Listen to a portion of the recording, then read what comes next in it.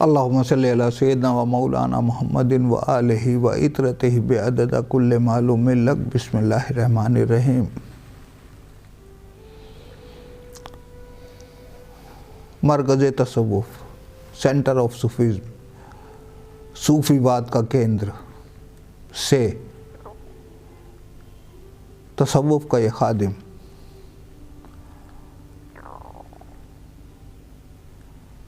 सूफ़ी ग़ियासुद्दीन एक बार फिर से तसव्वुफ़ की खिदमत के लिए और आपको जगाने और समझाने के लिए कुछ हकीकत आपके सामने लाने के लिए, कुछ अंधेरों से आपको बचाने के लिए एक बार फिर से आपकी खिदमत में हाजिर है। कबूल फरमाइए। ये बयान आस्ताना अक़दस सरकार ख्वाजा कुतुबुद्दीन बाइख्तियार काकी महरौली नई दिल्ली से हो रहा है और यहीं आस्ताना अक़दस के साथ जुड़ा हुआ ये तसव्वुफ़ का सेंटर है जहाँ तसव्वुफ़ की तालीम होती है और इस जगह का नाम मरकज़ तसव्वुफ़ है।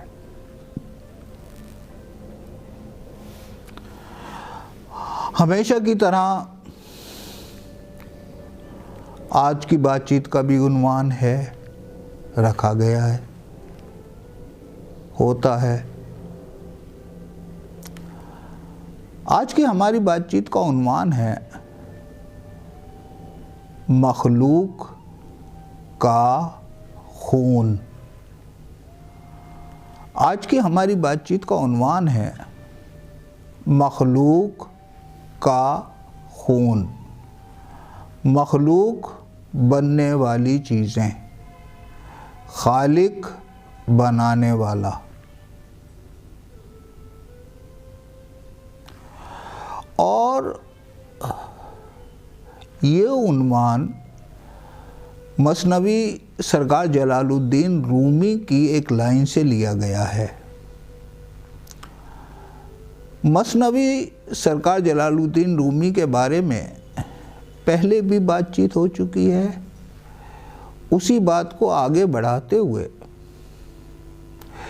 इस तसव्वुफ़ के खादिम ने जब दूसरे मज़हबों की आसमानी किताबों का मुताला किया, उसके बाद तजुर्बे से ये कहा जा सकता है कि तमाम आसमानी किताबों को आसान मिसालों के ज़रिए सरकार जलालुद्दीन रूमी ने बहुत ही आसान मिसालों के ज़रिए आसमानी किताबों की तालीम को मसनवी के ज़रिए आम लोगों तक पहुंचाने की कोशिश की। इसके लिए ये तसव्वुफ़ का खादिम और हज़ारों आरिफ सरकार जलालुद्दीन रूमी के शुक्रगुज़ार हैं।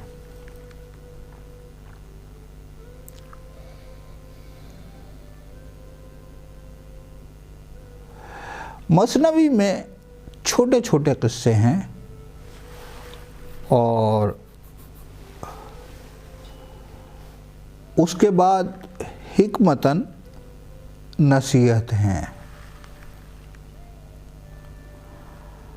आज हमारे सामने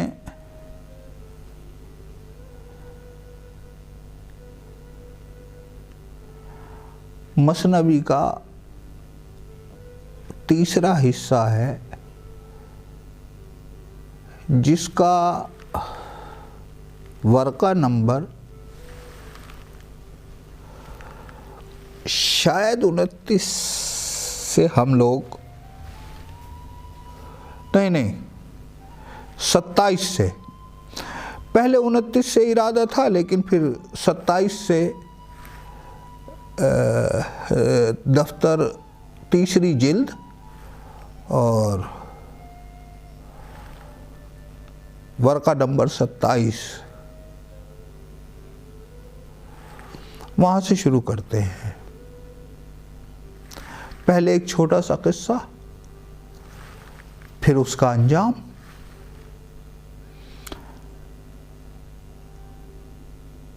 नसीहत करने वाले ने कहा, मेरी ये नसीहत सुन लो ताकि तुम्हारा दिल और जान मशक्क़तों में ना फंसे।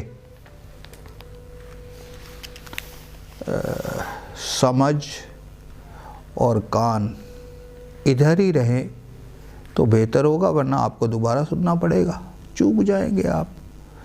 इस बारे में अल्लाह ने अपने कलाम में फरमाया है कि बहुत लोग कहते हैं हाँ हमने सुन लिया, लेकिन सुनते सुनाते कुछ नहीं।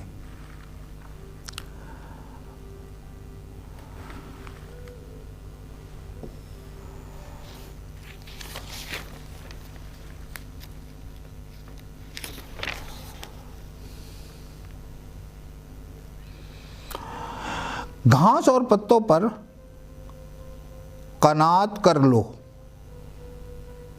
लेकिन हाथी के बच्चों को शिकार करने के दर पे ना जाओ, यानी कोशिश ना करो। चाहे घास और पत्ते खा लो, लेकिन हाथी के बच्चे का शिकार ना करो। गुलाम पहले बयान कर चुका है कि मिसाली तौर पर है सारी बातें, जिसकी जितनी समझ है, जितना आईक्यू लेवल है, वो उस लेवल से समझ लेगा। मैंने अपनी गर्दन से नसीहत का कर्ज उतार दिया। नसीहत का नतीजा नेक बख्ती के सिवा कब होता है? मैं पैगाम पहुंचाने आया हूं ताकि तुम्हें शर्मिंदगी से रिहाई दे दूं। खबरदार, ऐसा ना हो कि लालच तुम्हारा राहजन बन जाए, खुराक का लालच तुम्हें जड़ से उखाड़ दे। ये कहा और खुदा हाफिज कहकर चल दिया। कहत यानी अकाल। कहत और भूख ने रास्ते में जोर पकड़ा। एक रास्ते पर उन्होंने अचानक देखा, यानी कुछ लोगों के गिरोहों को ये फ़कीर नसीहत कर रहा था। उन लोगों ने एक रास्ते पर उन्होंने अचानक देखा हाथी का बच्चा, मोटा, कम उम्र। वो मस्त भेड़ियों की तरह उस पर टूट पड़े, उसको चट कर गए और उन्होंने हाथ धो लिए। एक साथी ने ना खाया और नसीहत की, क्योंकि उसको उस फ़कीर की बात याद थी। वो बात उसके लिए हाथी के बच्चे के कबाब से माने बनी। पुरानी अक्ल तुझे नया नसीबा इनायत करती है। पुरानी अक्ल, वो बात उसके लिए उसके कबाब से माने बनी। पुरानी अक्ल तुझे नया नसीबा इनायत करती है। फिर वो लेट गए और सब सो गए। वो भूखा गले में चरवाहे की तरह था, गले में चरवाहे की तरह था। उसने देखा कि एक खौफनाक हाथी आ पहुंचा। पहले आया और निगहबान की तरफ दौड़ा। उसके मुंह को उसने 3 दफ़ा सूंघा। उसको कोई नागवार बू ना आई। चंद बार उसके गिर्द चक्कर काटे और चला गया। उस बड़े मोटे हाथी ने उसको ना सताया। फिर उसने हर सोए हुए के होंठ सूंघे उसको उस सोए हुए आदमी से बू आती थी, क्योंकि उसने हाथी के बच्चे के कबाब खाए थे। हाथी ने उसको फाड़ दिया और मार डाला। उसने फौरन उस गिरोह में से एक एक को फाड़ डाला और उसको कोई खौफ ना था। वो बेपरवाही से हर एक को हवा में उछालता, यहाँ तक कि वो ज़मीन पर आ गिरता और फट जाता। यहाँ तक तो किस्सा था। बुनियाद समझिए, किस्सा समझिए। अब आगे नसीहत है और गुजारिश है कि ज़रा और अमल। ए मखलूक का खून पीने वाले वापस लौट, ताकि उनका खून तेरे लिए मार का ना पैदा करे, तेरे लिए लड़ने का मैदान पैदा ना करे। यकीनी तौर पर उनके माल को उनका खून समझ, जिनका माल तू मार लेता है, जिनका माल तू वापस नहीं करता, धोखेबाजी करता है, उनका खून समझ, इसलिए कि माल ताकत से हाथ में आता है। हाथी के बच्चों की माँ बदला लेती है, हाथी के बच्चे के खाने वाले को बदले में मार डालती है। कुर्बान। ए रिश्वतखोर, अब इससे ज़्यादा ए रिश्वत खाने वाले, अब तो यार इस वक्त में तो हराम जायज़ हो गया है, कुछ ऐसा है। रिश्वत विश्वत की तो क्या बात करें, आम है सब चीज़ें। सुविधा शुल्क, क्या प्यारे प्यारे नाम है, सुविधा शुल्क।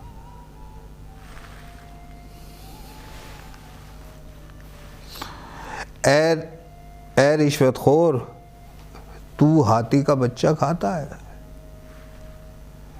अंजाम नहीं जानता तू। हाथी का मुहाफिज तुझे बर्बाद कर देगा। मकर करने वाले को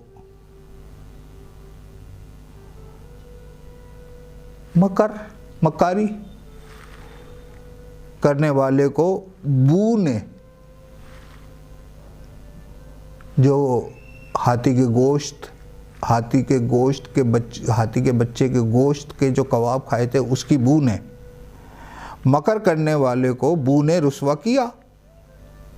हाथी अपने बच्चे की खुशबू खूब पहचानता है। सब रिश्वत लेने वालों को, सब हराम खाने वालों को खूब जानता है। वो ज़ात जो अल्लाह की खुशबू यमन से सूंघ ले, वो मेरे बातिल की बू को क्यों महसूस ना करेगी। मुस्तफ़ा ने इस दूर दराज रास्ते से बू महसूस कर ली, हमारे मुंह की बू क्यों ना महसूस करेंगे। सरकार दो आलम ने हज़रत उवैस करनी के बारे में, जिन्हें आशिक़ रसूल का खिताब मिला हुआ है, उनकी बू महसूस की थी। वो महसूस कर लेने वाले हैं, लेकिन हमसे छुपाते हैं। अच्छी और बुरी बू आसमान पर पहुंचती है। अच्छे और बुरे कामों का असर अपनी बू छोड़ जाता है जो आसमान तक पहुंचती है। तू सो जाता है और उस हराम की बू नीलगो आसमान पर पहुंचती है, नीले आसमान पर पहुंचती है। वो तेरे बुरे सांसों के साथ हो जाती है, यहाँ तक कि आसमान की खुशबू सूंघने वालों तक पहुंच जाती है।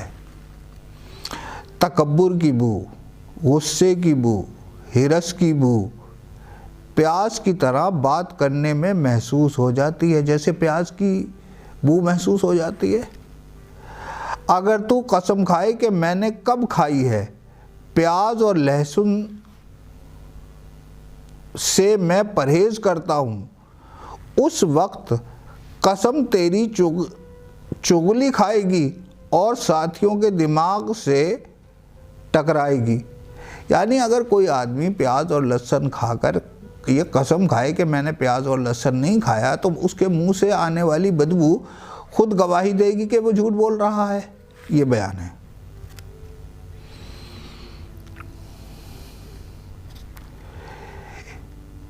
उस बू की वजह से दुआएं मरदूद हो गईं। कर लो दुआएं, करो। हराम खाओ, उसकी बू आसमान तक पहुंचेगी और फिर दुआ करो। उस बू की वजह से दुआएं मरदूद हो गईं, कबूल नहीं होती। वो दिल की कजी, दिल का टेढ़ापन ज़बान पर नुमाया हो जाती है, ज़ुबान पर आ जाता है। इख्सबू, इस दुआ का जवाब इख्सबू आता है। इख्सबू के मायने होते हैं दूर हो जा, हट जा, परे चला जा। जब हम हराम खाकर हराम खाने वाले बन गए और उसके बाद जब हम दुआ करते हैं तो जवाब ये आता है, परे हट जा। हर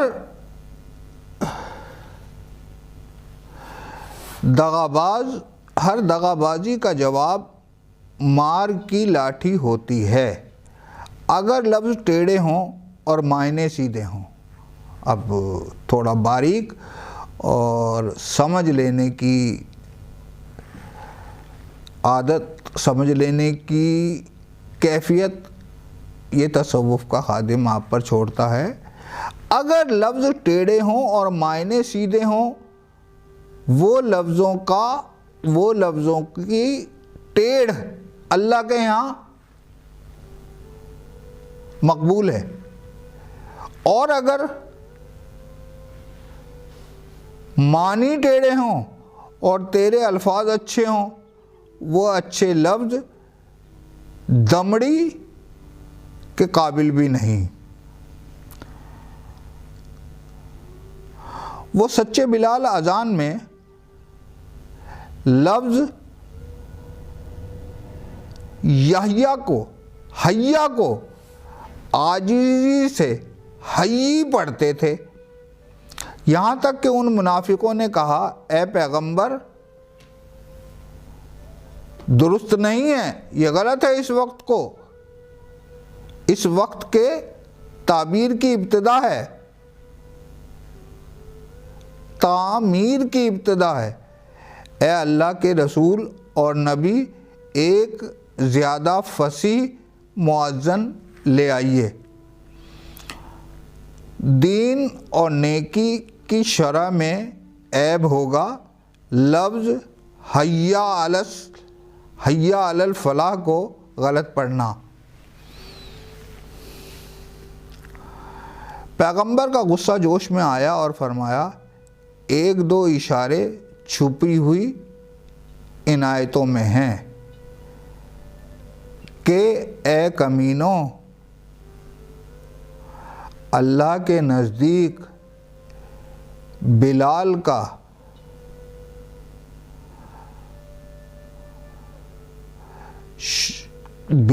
का हय्या शोर व गुल के सैकड़ों हई और हय्या से बेहतर है। जोश ना दिलाओ ताकि मैं तुम्हारे राज अव्वल और आखिर के साफ ना कह डालूं। अगर तू दुआ में अच्छा दम नहीं रखता है, जा सफाई वालों से दुआ करा ले।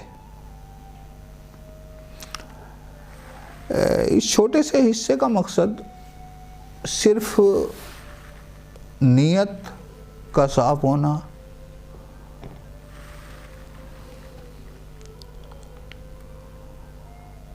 हज़रत बिलाल हबशी के ज़रिए लफ्ज़ का गलत प्रोनाउंसिएशन करना और उसका, अल्लाह की किताब इस बारे में फरमाती है इन्नमल अमालु बिन्नियात, अमल का दारोमदार नियत पर है। ज़ुबान की कजी, ज़ुबान का टेढ़ापन बारी ताला के यहाँ नहीं देखा जाता।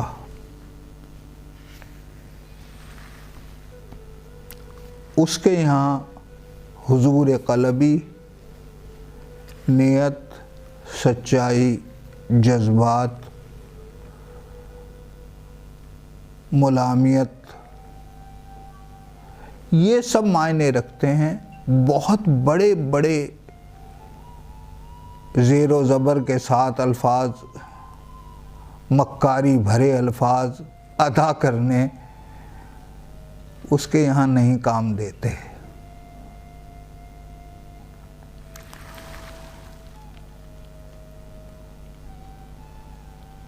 यार बस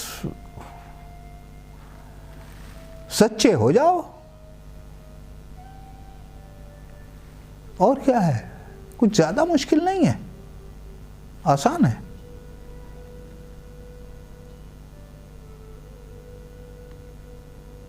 बस इजाज़त दो। वक्त ने अगर वक्त दिया तो फिर मुलाकात होगी, चलते रहेंगे, सुनते रहेंगे, सुनाते रहेंगे, करते रहेंगे, मोहब्बत की दावत करते रहेंगे, मोहब्बत फैलाते रहेंगे, खिदमत करते रहेंगे। और कुछ ज़्यादा सीखा भी नहीं यार, बहुत बड़े आलिम तो हम हैं नहीं, हम तो बस ऐसे ही। बहुत बहुत शुक्रिया, बहुत बहुत शुक्रिया।